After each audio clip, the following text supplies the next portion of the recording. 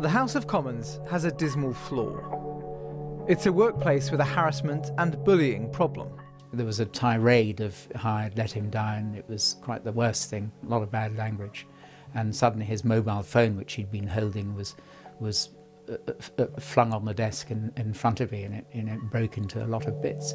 Its apolitical staff, known as the Clerks, have faced ill treatment by MPs. During this tirade, he told me that I wasn't capable of serving the committee because I wasn't a mother. Few complain, and if they do, it ends poorly. I do really regret making the complaint. At the time, I didn't feel that I had any other option because I was finding it difficult to carry on doing my job in the conditions that I was having to do it. That's what Newsnight has been setting out over the past 7 months. And today, an independent inquiry by Dame Laura Cox, a former judge, found we were right. Disturbing behaviour had long been tolerated and concealed, she said.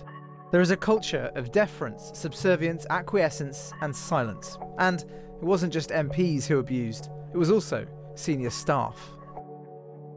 Since our reports earlier this year, the House of Commons has actually brought in a new grievance process for those clerks. The thing is, there are fundamental problems with it. For example, staff don't trust this process because MPs are still in charge of sanctioning other MPs. And this new process, while it might be slightly better in some ways, doesn't allow you to take up older cases. Dame Laura's report makes those two criticisms very strongly. It also says that if the House of Commons is going to be fixed, it probably can't be the current management that does it. One of the things they said immediately after our first reports was that this was largely a historical problem. Well, the information that's come to this inquiry shows that that cannot be reliably said anymore, because I was hearing a lot of information about these things that are still going on. So it's not a problem of the past, it's continuing. Can you just tell me, what were the things that you found most affecting? What was very disturbing and what was very noticeable was that this seems to be affecting women more than men. I don't want to do a disservice to the men who came forward, because clearly there are men who are being bullied and who have been bullied, and that's very, very important.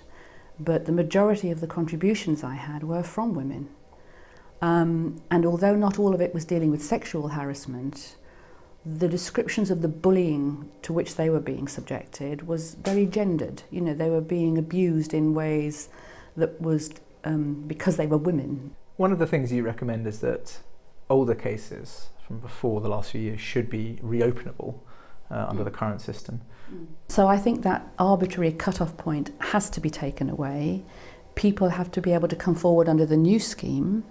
And of course, then it will be an exercise in fairness and practicality. Is the evidence still available? Can the complaint be properly and fairly dealt with? Do you think a system that has MPs ultimately ruling on serious sanctions for other MPs can ever work? No, I don't think it can. And in fact, what was very striking in the material that came to this inquiry was the number of people who reported that generally no MP likes to criticise any other MP, and they don't like sitting in judgment on other MPs. And even in cases where some people had asked a member who had witnessed an incident of bullying to help, they wouldn't even help with the investigation. So your inquiry didn't look into individual cases, didn't draw conclusions on individual cases? No.